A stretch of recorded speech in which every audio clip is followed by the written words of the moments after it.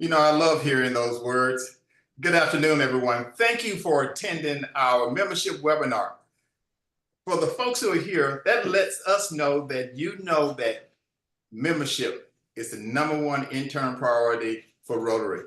And thanks again for you being here and being a part of this. Now, this is a special event simply because this is I believe, our 5th webinar. And for the people who haven't been here before, let me just bring you up to date with what's going on here. What we're doing over the next 12 months is actually going over the most important things you need to do to increase membership. These are the best practices. And today is no example. It's just fabulous. We have people who've actually been in the trenches, actually doing things to make it happen. And we know those are the folks that you would listen to and learn from. Now, one of the things that we're doing, we're sort of following our action plan, both in the things we do here and talk about, and some of the things we ask you to do.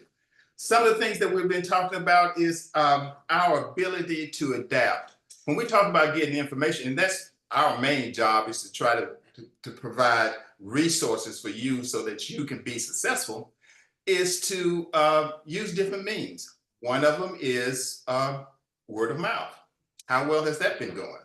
The other one is email. Sometimes that works. And now we're doing monthly webinars. And we're also looking at other ways that we can get the message out to you, because the Rotarian, and when we talk about Rotary, it's you. It's the things that you do that makes the difference. The other thing too, we want you to be engaged. And that's one of the things you will see that we're doing during this whole process. We're going to be conducting polls. We will be doing different things to get you engaged so that you can be a part of this and learn from it. But the key thing here too is, one is extending our reach. This is available to everyone in Rotary, and we would love for everyone to participate and be involved in this. But the big thing for us is impact. And how do we measure impact from the things we do? The things we're doing is giving you information. We're providing resources for you to use, but you're the ones that actually have to do the impact part of it. So far, we've done 5 so far. And when we look at our membership growth, we're a little bit more than a percentage, 1.5% increase as of October. Now, we can't take credit for that. The folks who can actually take credit for that is actually you. Listening to what we're saying and actually doing what we ask you to do.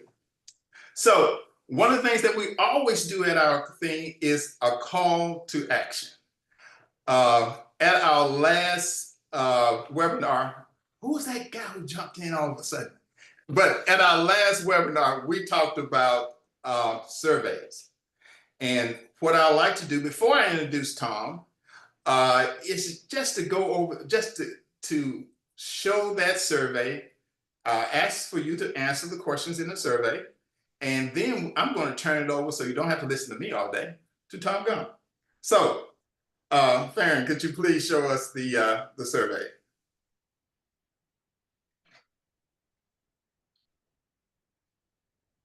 It says, please check all of that applies to the survey. My club conducts a survey at least once in the calendar year. My club acts on the results. My club share the results, and I just don't know.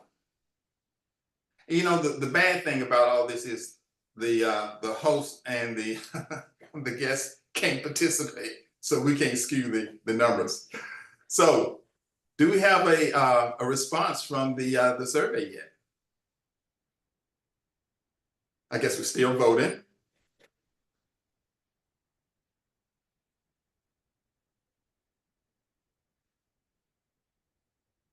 Okay, we hold our breath. Oh, wow.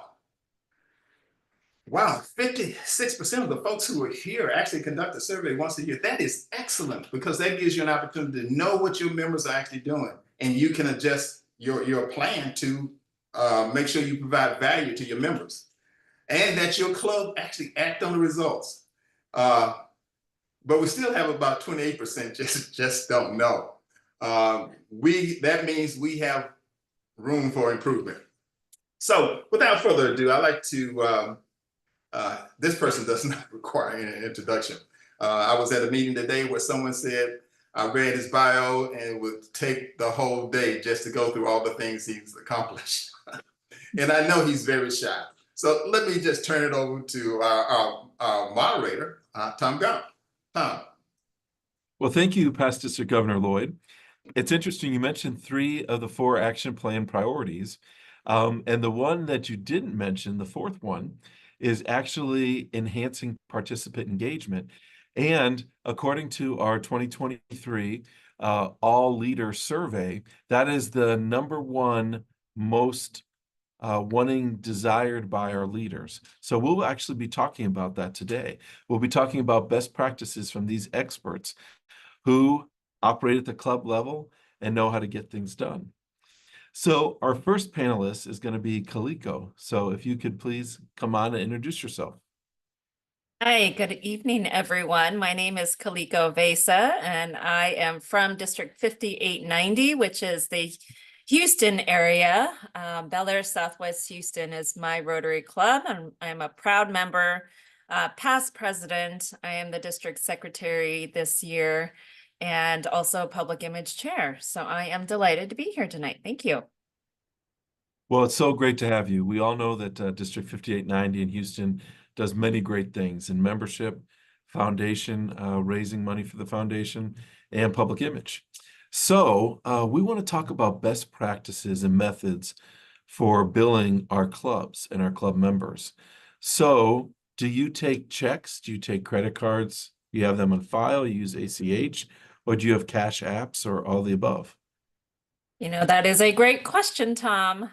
We all know that Rotary is ever evolving in terms of membership demographics. So it is really important to take a survey your membership, and so that we can meet the needs of our members. Everyone likes to manage their finances in different ways. So it's important to have all of the above. Our club takes credit cards. We keep a credit card on file. We also accept checks. We are developing a cash app option as well. So it's really all over the board. My favorite is to keep a credit card on file because then I never have an aging accounts problem. And I also get the credit card points. But as I said, everyone manages it differently. So it's really important to survey your membership. So you bring up the point, a very good point, aging accounts receivables. What is the best practice for a club? Is it to have the club treasurer do it? Is it to split those accounts up between board members? What is the best practice? You know, I think the best practice would be to have the team do it, the board and the treasurer. Every monthly board meeting in our club, we review the aging report so that people don't get too far out of line. But really, before billing even starts, it starts with the pre-billing, the communication that billing is coming up so that people know, hey, I need to look out for an email or a charge on my account that I need to take care of. And then after billing occurs, then there's the follow-up. So our club has a plan for when to follow up, and that's shortly after billing occurs. And then again, we review our aging report at every 30, 60, and 90 days, and we have various methods for reaching out to folks at those various time points. And we even pull in the members mentor to reach out. So it's not just the treasurer's job or the board member's job, but whoever, you know, kind of makes the most sense for that member. You know, whoever has the closest relationship with them.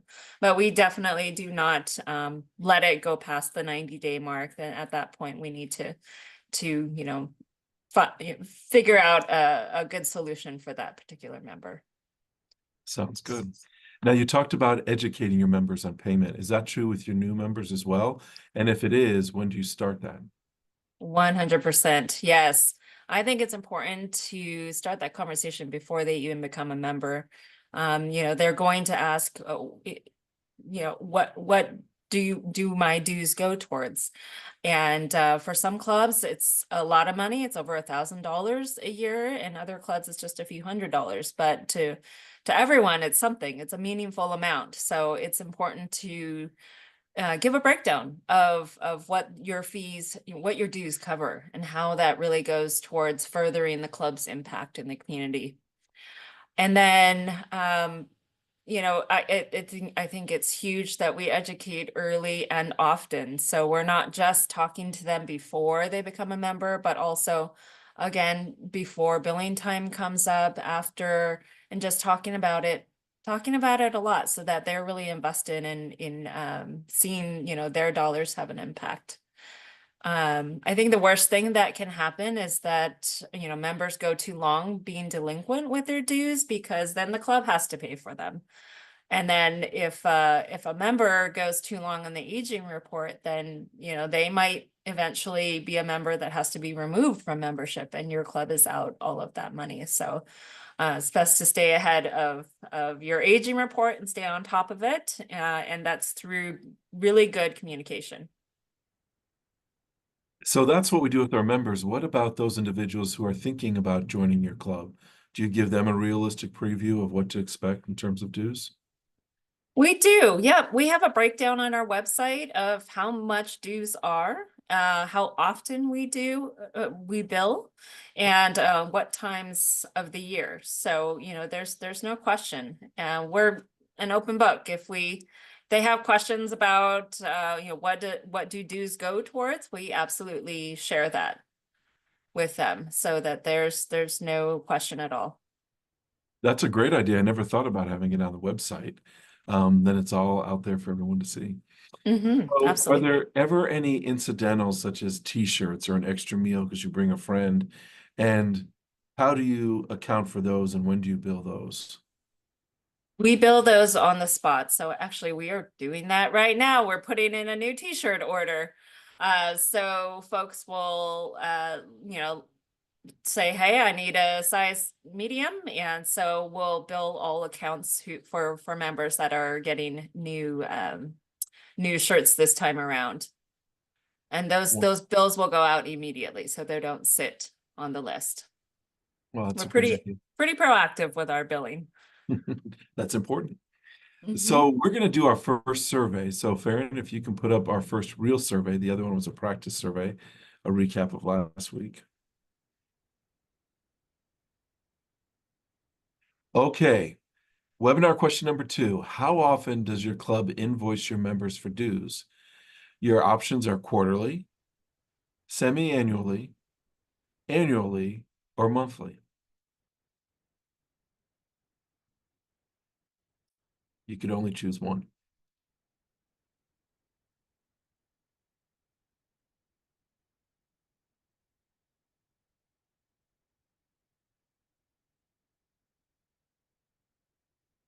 Okay, most people bill quarterly. I know that's what my club does. So, Kaliko, is that a good practice? I think that's a great practice if that works for your club. If that helps in billing more often so that you can collect dues more often, absolutely do that. Our club collects it semi-annually on the Rotary International schedule as well. So they're, they don't get billed as many times, but it's at the same time as Rotary International. Wonderful. And does your club, I know some clubs do this, does your club ever put foundation billing into the club bill? We do, yes. And we also, so we include every Rotarian every year giving to the foundation, so that we can be an EREY club every year. Absolutely. And that is also broken out on the website. Okay, great, wonderful. So please stay with us, and we're going to ask Dr. Lipka to show his photograph, and then we're going to go ahead and ask him some questions. Thanks, Tom. Thank you. I'm on board here. I do have a error message that says the host needs to start my video. That seems strange, doesn't it? Oh, wait, here we go. Okay. Thank you for that. Well, we're close. We're getting closer, Rob. But Let's see. if it's okay with you, we could actually start with the Got some nice question. music for our breaker. Oh, nice. I'm sorry about that. That's okay. Um, Are you okay with me starting asking you questions and we can go forward? sure. Okay. So my Okay. understanding from others is that you have a vast amount of knowledge and experience dealing with youth programs. So I'm going to ask you a few questions regarding that, if that's okay with you. Sure, and I'll just insert some of the other items that I had planned. That'd be great. Well, if you want to introduce yourself and tell us a little bit about what you want to tell us, we can save the questions till later. Okay, maybe this will be just a brief intro here, I think, where I hope it is. Um, Over the years, I've served as a director of student activities for Concordia University in River Forest, 13 years there. I've worked with youth groups, volunteer organizations. I was a school principal working with elementary children, superintendent for a school district of 5,000 high school students. My wife's been a Rotarian for 29. I've been for 8. So I'm catching up, but I was very active in Rotary the whole time I was a Rotary Andy. Now we call ourselves partners. So I might add that over those years, I developed a list of kind of priorities for advancing volunteer groups. At Concordia, we had over 100 organizations and over 150 service projects that I supervised over that 13-year period. And I came up with an acronym, and I welcome criticism if others have ideas for either missing items or possibly another um, aspect of my acronym that could be improved. So my word is valuing. How how appropriate is that? That we need to value each other, right? And each letter stands for something that's important. V for visibility. That might be achieved by having joint service projects, working with other organizations in our communities. Visibility is important to make sure that your members know what your organization does well, as well as the community outside of the organization. A is accessibility. I guess we lost my image again there, right? But nonetheless, for accessibility, um, that would mean, of course, that as you schedule and you find your location, it certainly needs to be convenient for the largest number of potential members. There's some other things we might say about that if we that I could weave into those questions. L is for laugh. We want to have fun. We can't be too serious, and we certainly want to be humble and approachable and listen before we talk. Understand. Well, back to laugh. I think some groups actually start their meetings with a joke. Doesn't even have necessarily have to be a funny joke, but it sets a different tone for the organization if that's a standard part of what they do. Others have what they call Rotary clubs have happy bucks. Have some of you heard of that? So you celebrate the good things happening amongst your members and your community, and they may make a contribution towards the foundation in response. The U is for understand, and that was alluded to previously, but in our club we do a end of year survey, but we also do a mid year, and at some point in time when it's appropriate, we do SWOT analyses occasionally with the club using the tool SurveyMonkey, which I highly recommend. I stands for invite, and you've heard this over and over again that the primary reason people don't join Rotary is because they were never invited. And certainly we need to do that. And I think it'd be nice to spend some time in your clubs brainstorming how you might invite, and not just end the meeting with, okay, everybody go out and invite 5 people for the next meeting. I think you need to have some frank, real conversation about what techniques might be used. Who are some of the prospects that might come to mind? Start them down the road towards accomplishing the goal rather than just uh, blindly throwing the idea into the air. N is for new, and that's to celebrate innovation. And some talk about the word disrupt. Sometimes you need to disrupt the organization. Your innovations might be something that doesn't always feel comfortable.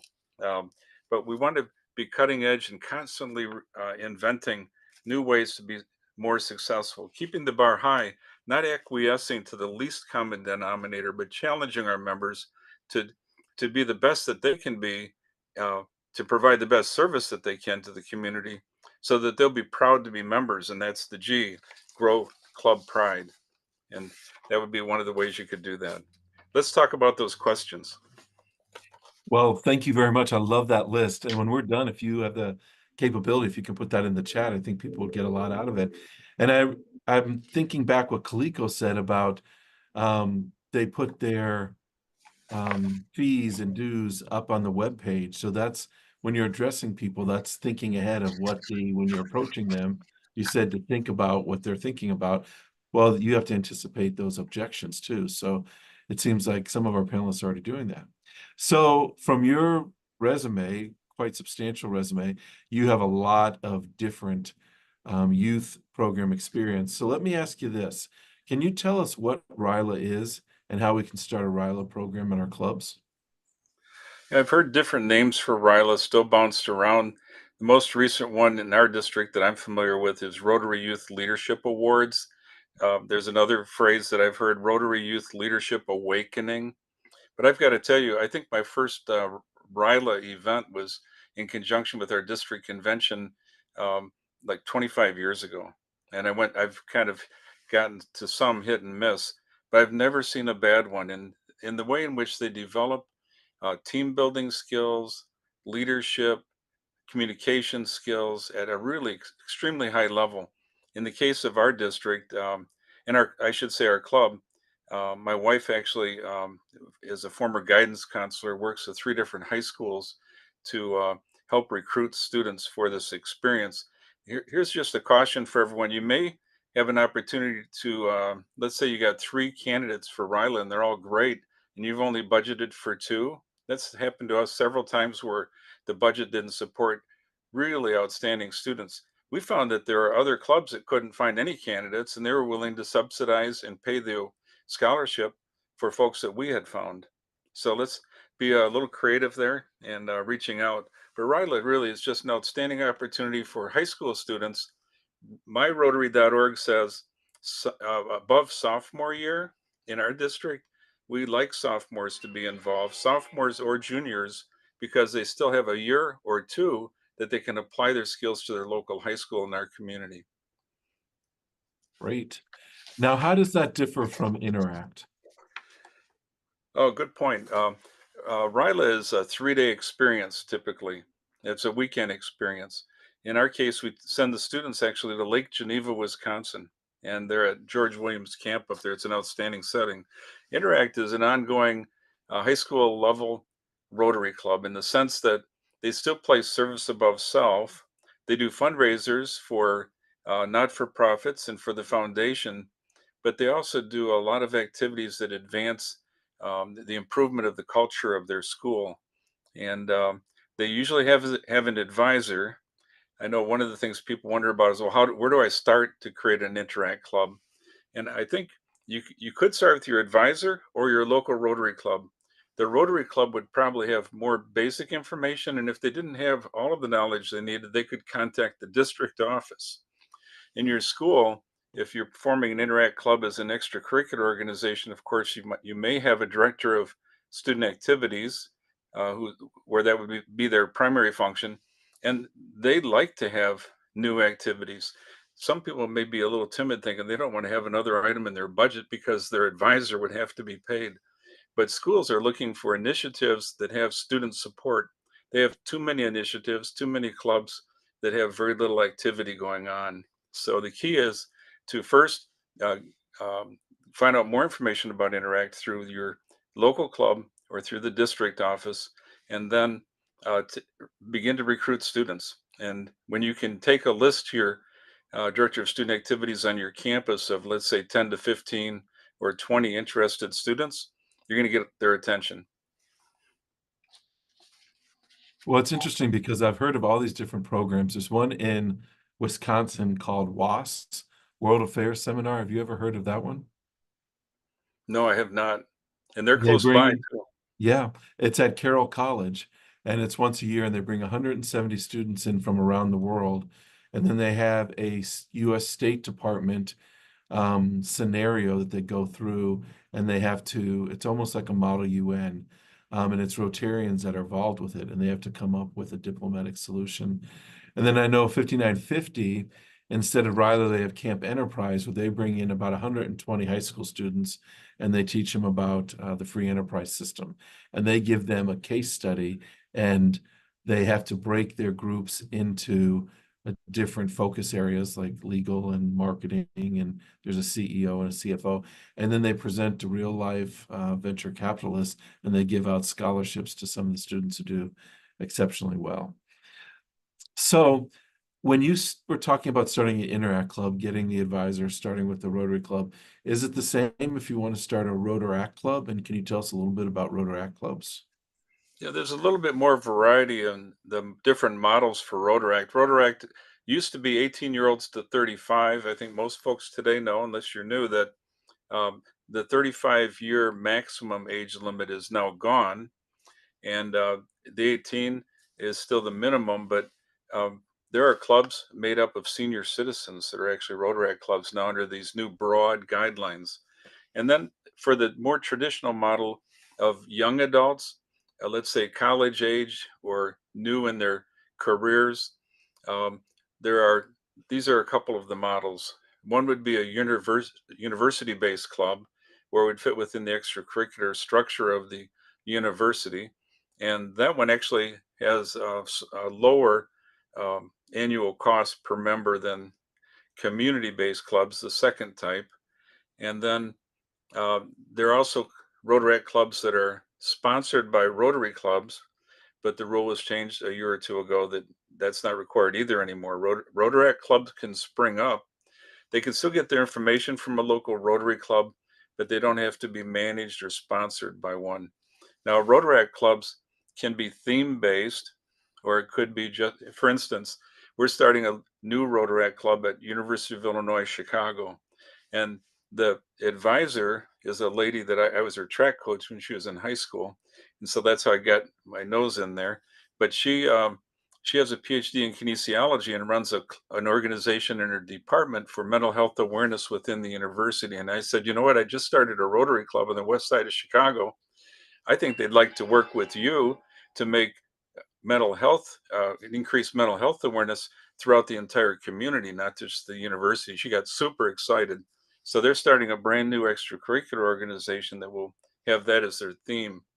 And then IIT, Illinois Institute of Technology, Concordia University, Triton College, and I left out one, I think Loyola Medical Center, have focused on data science and business analytics as a strategy for improving or for neighborhood stabilization and improving the culture of troubled communities in both the west side of Chicago and the near west suburbs, 14 suburbs and the west side.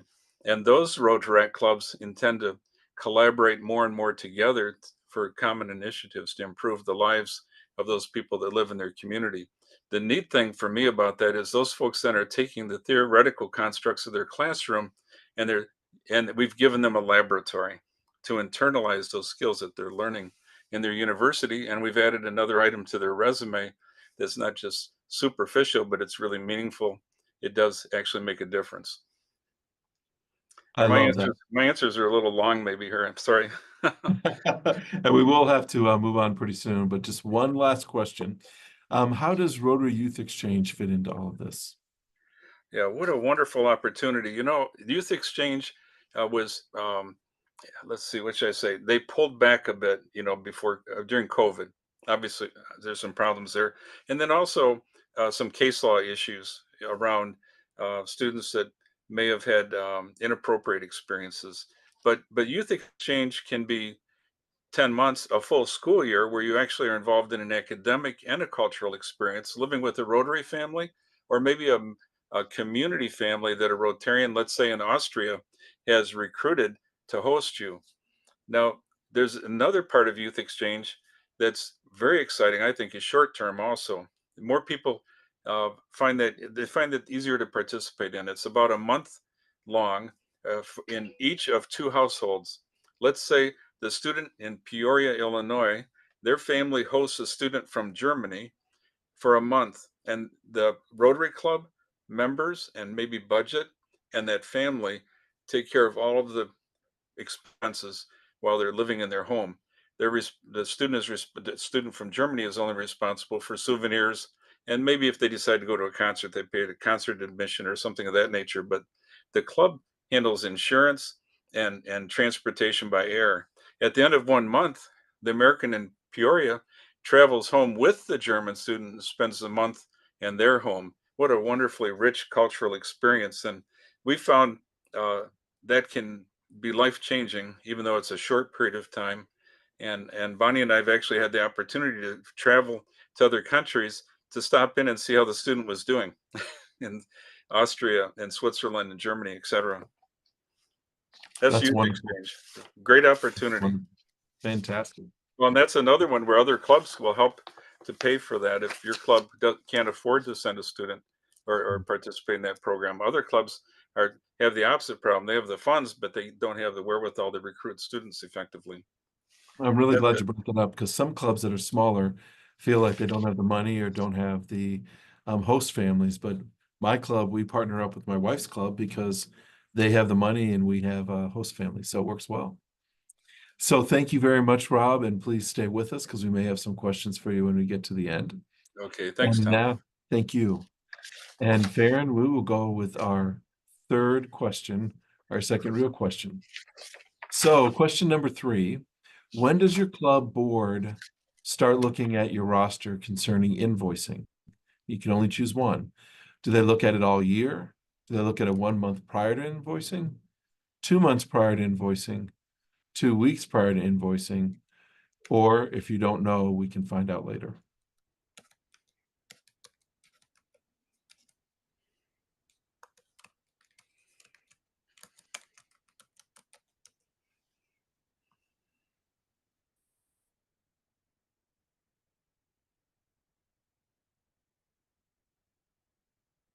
Oh, okay, so we have kind of a split decision. We have about 25% that look at it all year, the invoicing. 25% 1 month prior to invoicing, 14% 2 months, 8% at 2 weeks, and then 28% that don't know. So Kaliko, do you have a recommendation for the best practice for this? Yeah, I think, it helps a lot when you're regularly looking at the aging report at your membership and the aging report so that you can stay on top of it. The last thing you want to do is make brash decisions right before billing is coming up. If you haven't reached out to folks, then hopefully you have made a few attempts of reaching out to folks before deciding, oh, I think this is the end of the road with this member. So I think looking at it all year is a great way to go. That makes sense. Thank you. Mhm. Darcy, if you can turn on your video, because we'd like to have you introduce yourself and then ask you a few questions if you don't mind. Sounds great. Hi, everybody. I'm Darcy Mahalik. My club is in District 5650. I'm a member of the Omaha Rotary Night Club. We are an evening club. I'm a charter member of our club. We are 15 years old, and I am the membership chair and the co-chair for fundraising for our club. Happy to be here. Well, with all those roles, you are a great person to ask about best practices and membership engagement. So, does your club meet in person, electronically, or is it hybrid? And do you have an opinion as to which format is the best? Our club has always met in person, except during COVID, where we did offer a hybrid option for people that weren't comfortable coming back into in person. We really didn't meet during the total shutdown of COVID. We kept connected with our membership, making sure everyone was okay, seeing if there was any support that we needed to lend. But as soon as we could meet in person, then we offered the hybrid option for about a year, and then we went back to strictly in person. So we know that one of the best ways to include our club members and have them be engaged is raising money for the foundation and actually doing service projects. So can you give us some best practices in that area? So one of the ways that we have increased our membership, I think, is to really consider fundraising opportunities as recruiting opportunities. And that's something that I spend a lot of time on, being a co-chair for our fundraising plus being membership chair. is when we are having a large event. We just finished up our wine tasting fundraiser in October, benefiting 2 nonprofits here in Omaha. But during the fundraiser itself, really moving around the room and meeting new people and handing them my card and asking them if they'd like to learn more about Rotary. And then our meeting format allows us, we meet the first and the third Tuesday of every month in the evenings. And then if there is a 5th Tuesday, we designate that as our social. And so that's when we really get aggressive with inviting guests to our social, and we call it our 5th Tuesday social. And so during the fundraiser, we had a 5th Tuesday coming up. And so I was able to get some of the members who really attended the fundraiser, loved what we were doing for the nonprofits, and then invited them to our social event in order to learn more about Rotary. And I feel like I have 2 really strong candidates as a result of that. But we continually are trying to get the word out through not only our fundraising events, but obviously through our projects as well. We really encourage people to invite guests to participate in our projects, and obviously inviting guests to our wine tasting fundraiser, which is our largest fundraiser of the year. And do you have corporate memberships in your club? We do. As the membership chair, I will tell you that it's probably been the most successful thing that we've initiated when it comes to new members that I've ever been a part of. And I think I've been membership chair of our club for like the last 10 years or something. And we decided to test it about 3 years ago. And the last 6 members that I've gotten, 5 of them have been corporate members. And basically the premise here is that it allows us to introduce more people to Rotary. And how we do that is we invite anyone that's a member of a business to become the primary member of our Rotary Club. But then they're also available to advocate for 4 alternate members. And they all can attend at the same time, or they can just send 1 representative. The primary member is the only voting member. Our membership dues are $600 a year. We bill quarterly. Those do include our foundation giving, and they include all the appetizers, because we're a nightclub. So we're doing appetizers, and then cocktails or beverages everybody's on their own. But when a corporate member comes, they are paying $750 a year. So they're paying a little bit more, but that also covers their food, their appetizers, and they can bring 1 to 3 members of their organization, as many as up to 5, and with no increase in the cost to their organization. And for us, we really consider that a cost that if we're upside down on the food costs a little bit, who cares? Because it's a recruiting opportunity for us to gauge 5 more potential new members or 4 more potential new members. What's really cool about the program too that we put in place is anyone can elevate their membership from a corporate membership to become a primary individual member. And then they would have voting rights, because right now only the primary member has voting rights. And it's just been terrific, especially when you have really busy business owners like me who really need some flexibility, but still want to have their organization participating. We also see it being very valuable for companies that maybe have a younger demographic, because it's encouraging those younger people to get involved in their communities, but not with this huge level of commitment and not with any really personal expense to that employee at that time. I think it exposes them to Rotary in a whole different way. And do you engage with the corporate alternate members in a different way than you would the non-corporate members? No, they have full capability. They attend all our meetings. If any of them are interested in really, elevating to a personal membership, then I'll go ahead and meet with them one-on-one if they have any interest in being able to do that. But we treat them as true members, except when it comes to the voting time. But there's not anything different. We always educate all of our corporate members along with all of their alternate members the same way that we would educate throughout the process.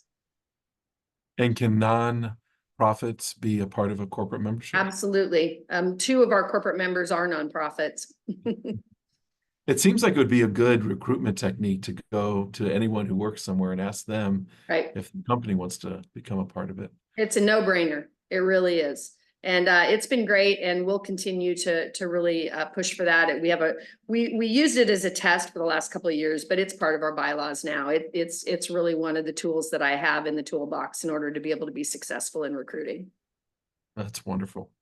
Can you serve on the board of directors for your club if you are a corporate member? If you are the primary member, Primary. you can, yes. If you're an alternate member, you cannot. So in Rotary's world, they would only be recognizing the primary member until such time that an alternate member goes ahead and upgrades to an individual membership. So if an alternate corporate member wants to give money to the Rotary Foundation, does it just get credited to the primary individual? Yes, correct. Okay. Mhm. Great. Well, thank you, Marcy, so much. That was so helpful. A lot of good information there. If you can stay with us, because we might be coming back for more questions. But right Absolutely. now, Farron wants to give us the last and final poll.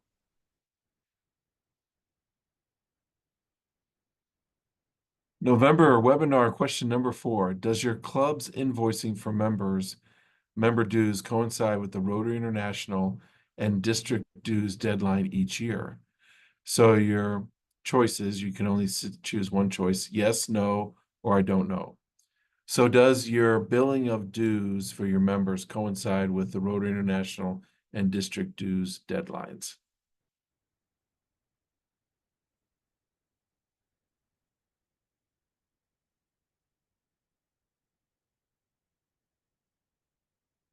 The answer is yes for 71%. 13% is no, and 17% don't know. Which makes sense because district dues are sometimes semi-annually, and a lot of clubs are quarterly billing, so it makes a lot of sense. So we have a few more minutes, so I want to follow up with a couple questions.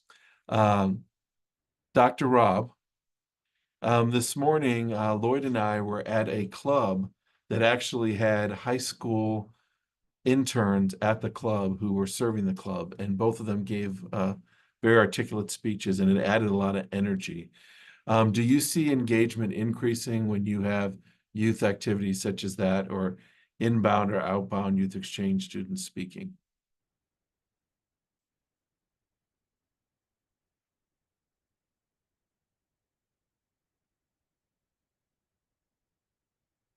Rob may be having technical difficulties. So what I'd like to do in our remaining time, I'd like to go through each of the panelists and give us the one thing you want our audience to remember when they leave tonight, one thing that they could actually implement at their clubs that'll help them engage their members. And we'll start with Kaliko. I'd say my one takeaway would be to survey your members in terms of preferred billing methods. We really need to meet our needs of our members these days, and we have so many different, a variety of members these days. So having that survey will inform us of the types of billing methods that we should provide. Okay, great. Thank you very much. And now we'd like to talk to Charlie. Charlie, if you could come on and you could actually introduce yourself. And we're going to have you kind of wrap this up with an overall question. And the question is this: why should people pay to be a Rotary member if they can volunteer for free at another organization? Question, especially something we address in my club all the time, San Antonio Rotary. The annual dues is 1,340, which includes meals. One of the things we do to make it easy, and I could benefit from this if you're over 65, you don't have to pay for meals, you just pay as you come. We bill on a yearly basis. So, and you can also have a program where you do once a month and so forth. Now, why would somebody pay that kind of money to belong to the club? If nothing else, in the city of San Antonio, the club's been around for over 100 years, and we've done projects where we rebuilt a room at one of the museums. Apparently, we spent over $1 million. Again, remember the concept, it's a 100-year club, and we've got 340 members. Think of that type of stuff and tone it down. We are well known in the community. As a member of Rotary, you can get involved with large international projects and local projects. International project that I did that was a lot of fun was a literacy project in Burkina Faso, Western Africa. And we started it in 2012. I got it approved by Rotary pretty quickly. And they said, okay, no more than 5 years. Here we are 13 years later, and it's still going strong. It's a sustainable project. The members of the club that you're with are like-minded. If you're thinking about Rotary, it means your heart and mind says, okay, I want to help the community. You have people sitting around a lunch table with you that think the same way.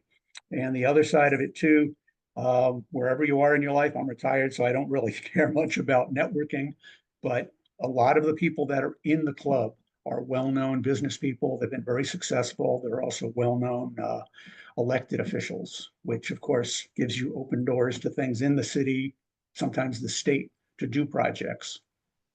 And I think that's about, to me, that's enough for me to keep paying. Absolutely. Now, Charlie, being a member of a 340-person club, how do you engage with your members? And would it be different for a club? The average club size now is 32. How do you engage differently if you're in an average size club of 32 as opposed to your club, which is 10 times that size? This is actually the first club that I've been in that's over 300 members. And I was a little reticent about that because when I'm in a club, 25 to 50 members, at one point I was in a club that had 75 members. I was the secretary, and it's easy to get to know people there. The larger club, you just have to be aggressive is the wrong word, but going around different tables. Don't sit at the same table for lunch every week. Sit down wherever you are, introduce yourself. A lot of the members in my club, whoever sits down at the table, they shake hands and introduce themselves. Some of the projects that I've gotten involved with, I'm in front of the club a lot, which I like to be able to push what I'm trying to do. I'm the youth service chair for the club, which means I'm in charge of Rotaract, Interact, RILA. Next year, hopefully back with Rotary Youth Exchange. Because of the pandemic, our clubs got decimated. We had 4 Interact clubs. We now have 1. I managed to start 1, 2. The president and I have talked about it. We're going to have 4 Interact clubs and 4 Rotaract clubs. Well, maybe not by the end of the year. The goal may have been too much, but by next year too. But we are including these, and we are doing all the PR around the world to let people know that we exist. And I enjoy it, and other people that talk to me about it get all excited and join the committee. Another one that we have that gets people involved is we're involved with an organization whose name, unfortunately, I can't remember, in Ireland, where they're building a peace academy, which basically is to teach young people in their 20s how to think in terms of what does it take to have peace? What does it take to correct problems that are happening at higher levels? And the thing to me that's kind of cool, when you meet people that are different than you're used to meeting, the gentleman that is running it for us is a retired Air Force colonel. And whenever I introduce anyone to JC, I make a joke about it. But you think about it, he spent his whole career training how to kill, training strategic, training doing whatever the Air Force types do. Now, in his retirement, he doesn't have a retirement, but in his retirement years, he's trying to build an organization that builds peace. And he's also getting requests from places like Japan.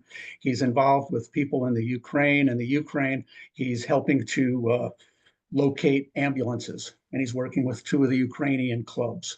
So again, how do you engage people? JC would be great if he just stayed in San Antonio, but he now goes around to different Rotary clubs, meets all the Rotarians around the world. He's run socials for us between us and clubs in the Ukraine through Zoom. And if that kind of stuff doesn't get your blood flowing, I'll go talk to someone else. But it's a function of starting this also at least 3 months before the end of the year. We invoice June 1st, so you've got 2 months to keep pushing. Realistically, if you have people in the club that, like me, like to talk, you start this process July 1st. You just keep talking to people. I'll also talk in terms of the Rotary Resource Library at rotary.org, because a lot of the people that have joined or whatever are in leadership roles, and the library is just jam-packed with all kinds of leadership stuff. A lot of it is aimed at Rotary, but if you read it and you think about the principles, you can take that to any other volunteer group you're working with, your church group, or where you work, so if you're still working on your career. Wonderful. I love how you brought in the projects, because nobody joins Rotary for no reason. They join for a reason, and most of them stay, the surveys show, to do that service. So my son just went off to college. He's starting a Rotaract club up in Duluth, Minnesota. He's got 19 members so far. What's the one piece of advice you'd give him as he's trying to form that club? Start off with good friends. I love that. Good friends getting together, you know, as a kind of a side silly joke. In my day, we're starting something in college. It was like, hey, let's go get a beer. These days, you can't do that, or you shouldn't do that.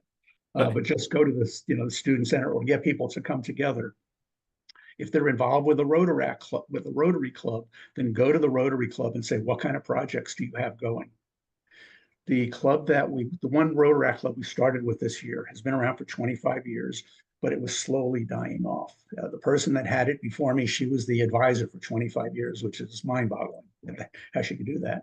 But the pandemic was killing it. And there was a major project we do in the city where we clean up parks and whatever else, and we invite the rest of the district to come in.